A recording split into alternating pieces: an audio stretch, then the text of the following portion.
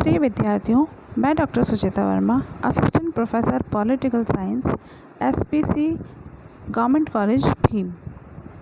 आज हम BA part second के पेपर सेकंड के टॉपिक उदारवादी राष्ट्रवाद का काल तथा उग्रवादी राष्ट्रवाद के काल के बारे में अध्ययन करेंगे। इसी काल में कांग्रेस का जो इतिहास है, उसका जो प्रारंभिक स्वरूप है, उसके उदारवादी पक्ष का पहले हम अध्ययन करते हैं। कांग्रेस की स्थापना 1885 में की गई थी और कांग्रेस की स्थापना से पूर्व ही कई अनेक संस्थाओं द्वारा भी राजनीतिक क्षेत्र में कार्य किया जा रहा था, लेकिन इनमें से कोई भी संस्था अपने कार्य और स्वरूप से राष्ट्रीय नहीं थी। कांग्रेस ही ऐसा प्रथम संस्था थी जिसके विभिन्न मंचों पर राजनीतिक सुधार जागृति की मांग की और 1885 से लेकर 1947 तक भारतीय स्वतंत्रता के लक्ष्य प्राप्ति के लिए कांग्रेस द्वारा विभिन्न रूपों में कार्य भी किया गया, जिसके आधार पर कांग्रेस के इतिहास तथा भारत के स्वतंत्रता आंदोलन को हम 3 कालों में विभक्त करते हैं। पहला है उदार या नरम राष्ट्रीयता का काल, जो कि 1885 से लेकर 1905 तक था।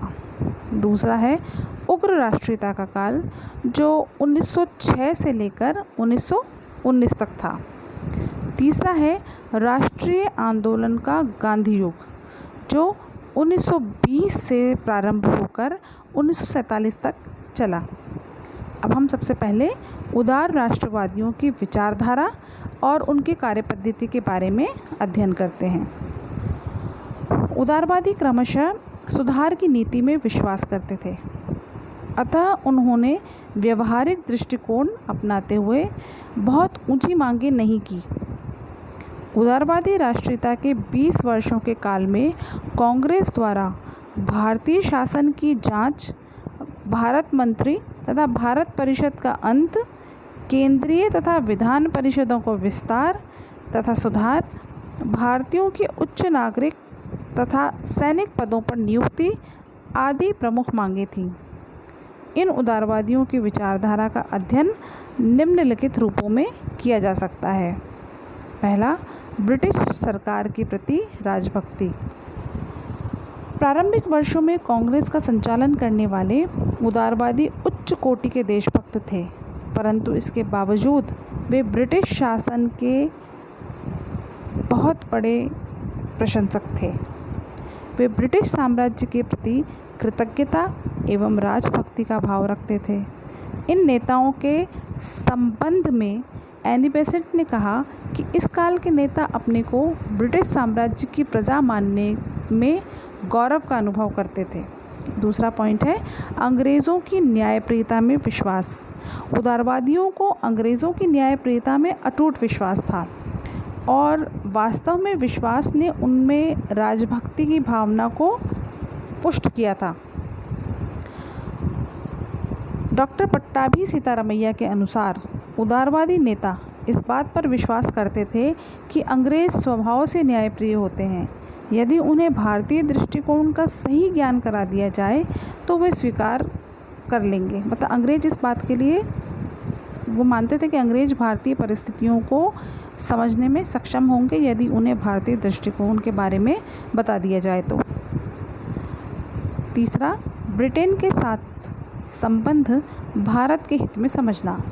अधिकांश उदारवादी नेता की शिक्षा पश्चिम के राष्ट्रों में हुई थी।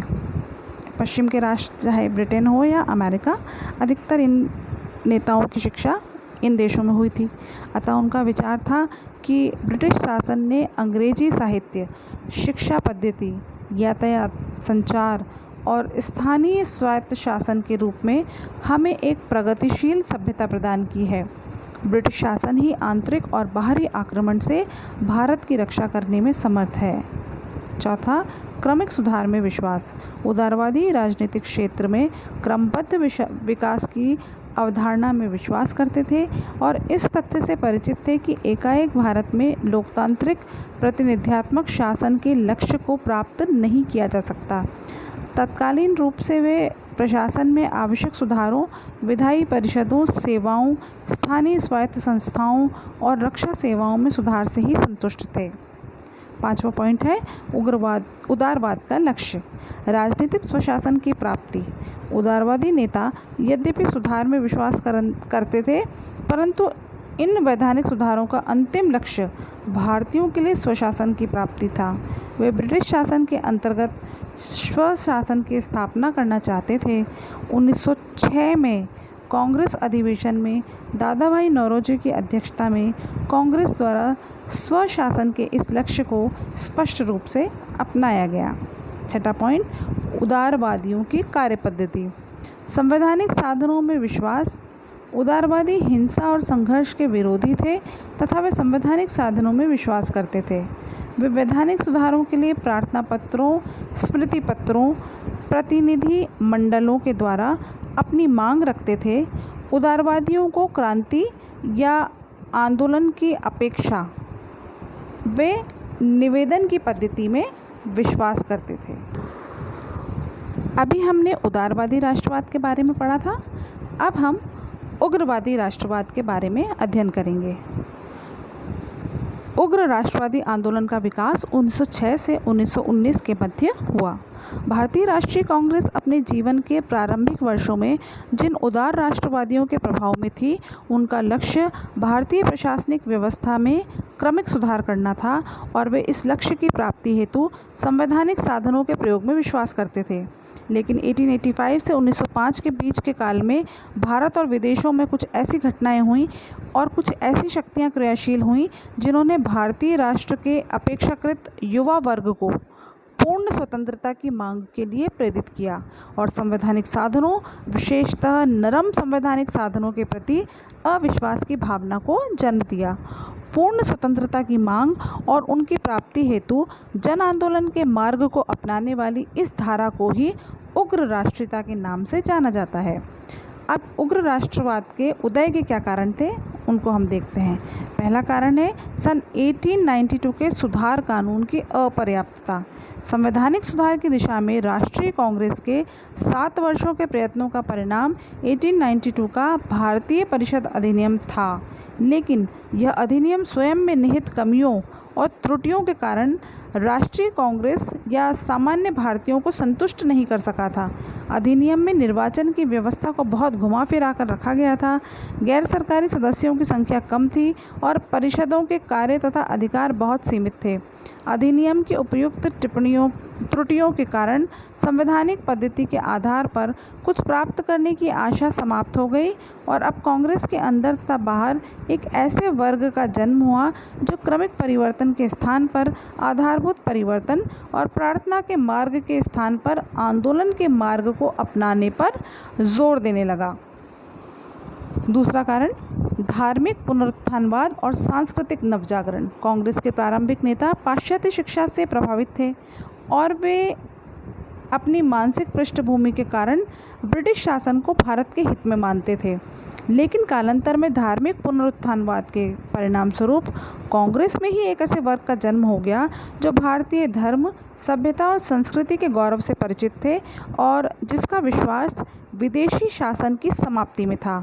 स्वामी विवेकानंद ने 1893 के शिकागो सर्वधर्म सम्मेलन में हिंदू धर्म की विजय दुंदुभी बजाई थी और अरविंद घोष तथा तिलक आदि उग्र राष्ट्रवादी नेता धार्मिक पुनरुत्थान के ही परिणाम थे। अरविंद घोष ने कहा था, स्वाधीनता हमारा लक्ष्य है और हिंदुत्व ही हमारी यह आकांक्षा को पूरा कर सकता है। धार्मिक पुनरुत्थान से प्रभावित होने के कारण तिलक ने भारत की स्वाधीनता के लिए हिंदू उत्सवों और हिंदू संगठनों पर बल दिया था। वे उग्र राष्ट्रवादी नेता भारतीय स्वतंत्रता की प्राप्ति अपना परम पवित्र धार्मिक कर्तव्य समझते थे। तीसरा कारण है प्राकृतिक प्रकोप। 19वीं सदी के उत्तरार्ध में भारत को अभूतपूर्व प्राकृतिक प्रकोपों का सामना करना पड़ा। 1876 से लेकर 1900 के बीच के 25 वर्षों में देश में 18 के करीब अकाल पड़े। सबसे अधिक भीषण अकाल 1896 और 97 का था और इससे लगभग 7 करोड़ की जनसंख्या और 70,000 वर्ग मील क्षेत्र प्रभावित हुआ था। इस भयंकर अकाल में शासन द्वारा किए जाने वाले सहायता के कार्य अत्यधिक अपर्याप्त थे और धीमे थे। शासन का रुख उतना ही उपेक्षापूर्ण था। इसका प्रमाण यह है कि जनता तो भूखों मर रही थी, किंतु शासन ने रानी विक्टोरिया का जयंती का उत्सव मनाने के लिए 1897 में ही दिल्ली में शानदार दरबार पर पानी की तरह पैसा लुटाया था। अकाल की यातना से अभी मुक्ति मिली ही भी नहीं थी कि बम्बई प्रांत के दक्षिण भाग में भयंकर प्लेग फैल गया। अकाल का सामना करने में सरकार ने जितनी निष्क्रियता दिखाई थी, प्लेग का सामना करने में उतनी ही अधिक अविवेकपूर्ण और निर्दयी सक्रियता अपनाई गई। प्लेग कमिश्नर रेंट और सेना के द्वारा बीमारी वाले मकानों को ज़बरदस्ती गिराने और बीमारों के बिस्तर और कपड़े जलाने, रसोई घर, पूजा घर और स्त्रियों के कमरे में घुस कर लोगों को घसीटने का मनमाना व्यवहार भी किया गया। राम गोपाल के अनुसार सारा काम इस ढंग का था कि जैसे दुश्मन द्वारा जीते गए किसी शहर को फूंका जा रहा हो। इस तरह के व्यवहार को जनता सहन नहीं कर सकती थी।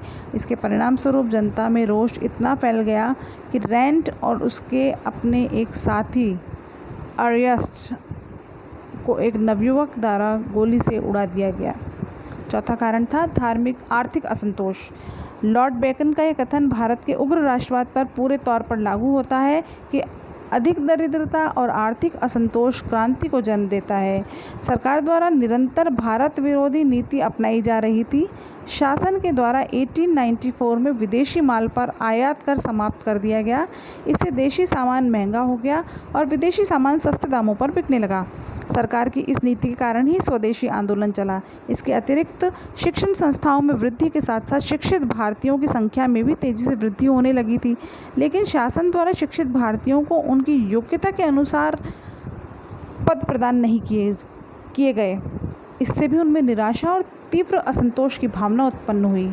A.R. देसाई के अनुसार भारत में उग्रवाद के उदय का प्रमुख कारण शिक्षित भारतीयों में बेकारी से उत्पन्न राजनीतिक असंतोष था। पांचवा कारण था भारतीय कटुता और अंग्रेजों का अहंकार युक्त व्यवहार। उग्र राष्ट्रवादिता के उदय का एक अन्य कारण अंग्रेज़ों का भारतीयों के प्रति अहंकार युक्त व्यवहार और आंग्ल भारतीय पत्रों का भारत विरोधी दृष्टिकोण और इसका प्रचार था। दिन प्रतिदिन के जीवन में भारतीयों के साथ अपमानजनक व्यवहार किया जाता था। अनेक बार ब्रिटिश सैनिक और अन्य व्यक्तियों ने भारतीयों के साथ घातक मारपीट की और कई बार आहत व्यक्ति मर भी गए, लेकिन अंग्रेज़ अधिकारी दंड से बच गए या उन्हें बिल्कुल साधारण सा ही दंड दिया गया। लॉर्ड रोनाल्ड अपनी पुस्तक में इस प्रकार की 2 घटनाओं के उदाहरण भी देते हैं। इन घटनाओं और हत्याओं से भी अधिक दुर्भाग्यपूर्ण बात यह थी कि आंग्ल भारतीय समाचार पत्रों द्वारा इस प्रकार के व्यवहारों को प्रोत्साहित किया जाता था। लाहौर से प्रकाशित आंग्ल भारतीय दैनिक the Civil and Military Gazette तो भारतीयों को जी खोलकर गाली देता था और पढ़े लिखे भारतीयों को बलबलाते B.N. वर्णशंकर, C.A. गुलाम, दास जाति और कलंकी जाति जैसे अपमानजनक शब्दों से संबोधित करते थे। इस अपमानजनक व्यवहार को भारतीयों के बीच में प्रतिक्रिया होना अत्यंत ही स्वाभाविक था। छठा पॉइंट है विदेशों में भारतीयों के साथ दुर्व्यवहार। ब्रिटिश उपनिवेश खासकर नेपाल और दक्षिण अफ्रीका में भारतीयों के साथ किए जाने वाला दुर्व्यवहार असंतोष का एक अन्य कारण था। इस दुर्व्यवहार के कारण 1903 में दक्षिण अफ्रीका से लौटकर डॉक्टर B.S. मुंजे ने दुखपूर्वक कहा था कि हमारे शासक इस बात पर विश्वास नहीं करते कि हम भी मनुष्य हैं। भारतीयों के द्वारा यह अनुभव किया गया कि उन भारतीयों के साथ भारत राष्ट्र की पराधीनता के कारण ही दुर्व्यवहार किया जा रहा है और इसकी समाप्ति का एकमात्र उपाय भारत की स्वतंत्रता है, कि अगर हमें इनके शोषण से मुक्ति पानी है तो भारत को स्वतंत्र कराना ही होगा। ऐसी मान्यता स्थापित हुई। पश्चिम के क्रांतिकारी विचारों का प्रभाव। जब भारतीयों ने अंग्रेज़ी भाषा और पाश्चात्य शिक्षा पद्धति के माध्यम से मैजिनी, बर्ग, गैरिबॉल्डी, वॉशिंगटन के स्वतंत्रता के लिए प्रेरित करने वाले भाषण पढ़े, अमेरिका का स्वतंत्रता का युद्ध, आयरलैंड का संघर्ष, इंग्लैंड की गौरवपूर्ण क्रांति का इतिहास पढ़ा, तो उनमें भी स्वतंत्रता की ओर बढ़ने और उसके द्वारा उग्र राष्ट्रीयता के मार्ग को अपनाने का प्रयास किया गया। भारत के बाहर होने वाले विशेष परिवर्तन। 8वां कारण है ये। 19वीं सदी तक या इसके पूर्व तक यह धारणा प्रचलित थी कि पश्चिम के किसी संघर्ष में सफलता प्राप्त नहीं की जा सकती, लेकिन 1896 में अफ्रीका के एक छोटे से देश एबिसिनिया द्वारा यूरोप के विशाल देश इटली और 1904-05 में जापान के द्वारा रूस को पराजित कर दिया गया। ये असंभव समझी जाने वाली घटनाएं थीं और इन्होंने भारतीयों में यह विचार उत्पन्न कर दिया कि ब्रिटेन के विरुद्ध स्वाधीनता के संघर्ष में सफलता प्राप्त की जा सकती है। पर्सिया, चीन, टर्की और आयरलैंड में इसी काल से चल रहे स्वतंत्रता आंदोलनों ने भारतीयों को और अधिक प्रोत्साहित किया। 9वां पॉइंट है बाल, लाल और पाल का नेतृत्व। उग्र राष्ट्रीयता के उदय में बाल गंगाधर तिलक, लाला लाजपत राय और विपिन चंद्र पॉल का नेतृत्व एक अत्यंत महत्वपूर्ण कारण था। ये नेता अटूट देशभक्त, ब्रिटिश शासन के कट्टर शत्रु थे। तिलक कहा करते थे, स्वतंत्रता मेरा जन्मसिद्ध अधिकार है और मैं इसे लेकर रहूँगा। हमारा उद्देश्य आत्मविश्वास है, भिक्षावृत्ति नहीं। लाला लाजपत राय ने अपनी सशक्त वाणी में कहा, अंग्रेज़ भिखारी से सबसे अधिक घृणा करते हैं और मैं सोचता हूँ कि भिखारी घृणा का पात्र है भी, अतः हमारा कर्तव्य है कि हम सिद्ध कर दें कि हम भिखारी नहीं हैं। इन नेताओं ने भिक्षावृत्ति का मार्ग त्याग कर आंदोलन का मार्ग अपनाने पर जोर दिया और महाराष्ट्र, पंजाब, बंगाल और अन्य क्षेत्रों में जागृति की अपूर्व लहर उत्पन्न कर दी। 10वां कारण है लॉर्ड कर्जन का प्रतिक्रियावादी शासन। भारत में उग्रवाद के उदय के लिए यदि कोई एक कारण सबसे अधिक प्रमुख रूप से उत्तरदायी कहा जा सकता है तो वह है लॉर्ड कर्जन का प्रतिक्रियावादी शासन। इंद्र विद्या वाचस्पति के शब्दों में 1898 से 1905 तक भारत के गवर्नर जनरल के रूप में नौकरशाही के साक्षात प्रतिरूप लॉर्ड कर्जन ने ब्रिटिश साम्राज्य के लिए वही कार्य किए जो मुगल साम्राज्य के लिए औरंगज़ेब ने किए थे। लॉर्ड कर्जन ने 1891 में कलकत्ता कॉरपोरेशन अधिनियम पास करके कॉरपोरेशन में भारतीयों की संख्या को घटाकर आधा कर दिया। इसी प्रकार 1904 में भारतीय विश्वविद्यालय अधिनियम पास करके विश्वविद्यालय की सीनेट और सिंडिकेट में भारतीयों का प्रतिनिधित्व कम कर दिया। लॉर्ड कर्जन विजयों और शानो शौकत में विश्वास करते थे, इसलिए उन्होंने निर्धन जनता पर ज़्यादा से ज़्यादा कर लगाए और इस धनराशि को सेना पर व्यय किया। सप्तम एडवर्ड को भारत का सम्राट घोषित करने के लिए जनवरी 1903 में दिल्ली में विराट दरबार लगाया गया। 1904 में प्रशासकीय गुप्तता अधिनियम ऑफिशियल सीक्रेट एक्ट के द्वारा उन्होंने समाचार पत्रों की स्वतंत्रता को और अधिक सीमित कर दिया। इसके अलावा लॉर्ड कर्जन को भारत और भारतीयों के प्रति व्यवहार बहुत अधिक अपमानजनक था। एक अवसर पर भारतीय की योग्यता में अविश्वास करते हुए उन्होंने कहा था कि भारतीय लोग शासन का उत्तरदायित्व संभालने के लिए सर्वथा अयोग्य हैं। 1905 में कलकत्ता विश्वविद्यालय के कुलपति पद के लिए दीक्षांत भाषण में उन्होंने कहा कि भारतवासियों में सत्य के प्रति आस्था ही नहीं है और वास्तव में भारतवर्ष में सत्य को कभी आदर्श माना ही नहीं गया। उन्होंने कहा कि भारत राष्ट्र नाम की कोई वस्तु नहीं है। लॉर्ड कर्जन द्वारा व्यक्त किए गए इन अपमानजनक शब्दों का विरोध करते हुए एनी बेसेंट के शब्दों में सारा भारत राष्ट्र एक व्यक्ति के रूप में उठ खड़ा हुआ है। अब उदारवादी विचारधारा और उग्रवाद के बीच में क्या अंतर है उसे हम देखेंगे। भारतीय राष्ट्रीय आंदोलन की दो धाराएं रही हैं। इन दोनों धाराओं का मूल उद्देश्य भारतीय जनता का हित साधन था, लेकिन ये हित साधन किस रूप में किया जा सकता है और इसके हेतु किन साधनों को अपनाया जाना चाहिए, इसके संबंध में इन दोनों विचारधाराओं में अंतर रहा है। मूल उद्देश्य की अपेक्षा भी साधनों के संबंध में यह अंतर अधिक प्रमुख रूप से देखा जा सकता है।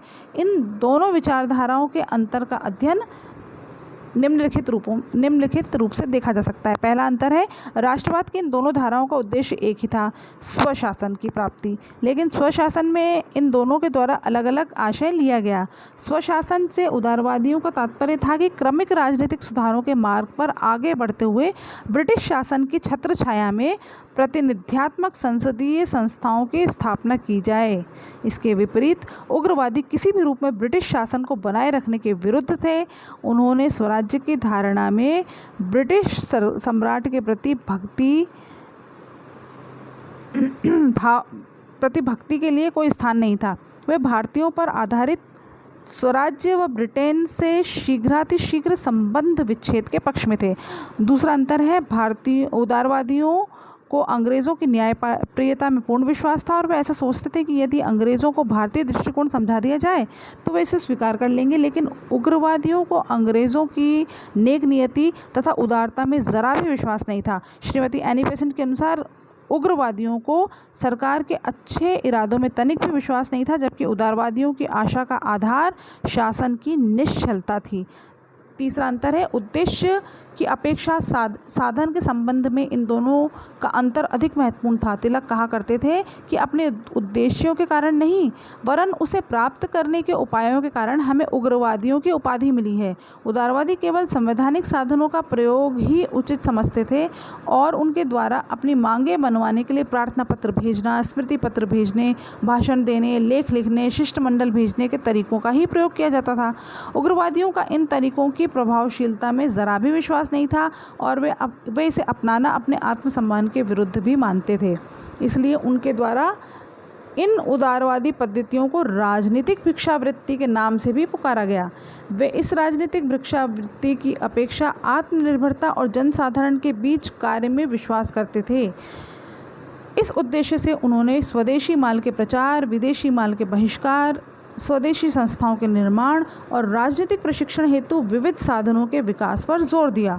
चौथा अंतर है, उदारवादियों के विचार में ब्रिटेन और भारत के हित में मूलभूत विरोध नहीं था। वे ऐसा सोचते थे कि ब्रिटिश शासन के अंतर्गत भारत का हित साधन संभव है। इसके नितांत विपरीत उग्रवादियों की धारणा थी कि ब्रिटेन तथा भारत के हित एक दूसरे से नितांत विपरीत हैं, अतः ब्रिटिश शासन भारत के विकास में कभी भी सहायक हो ही नहीं सकती। पांचवा अंतर है, उदारवादी पश्चिमी सभ्यता और संस्कृति से प्रभावित थे, जबकि उग्रवादी प्राचीन हिंदू धर्म, सभ्यता और इसकी संस्कृति तथा इसके आधार पर विकसित हिंदू राष्ट्रीयता के पोषक थे।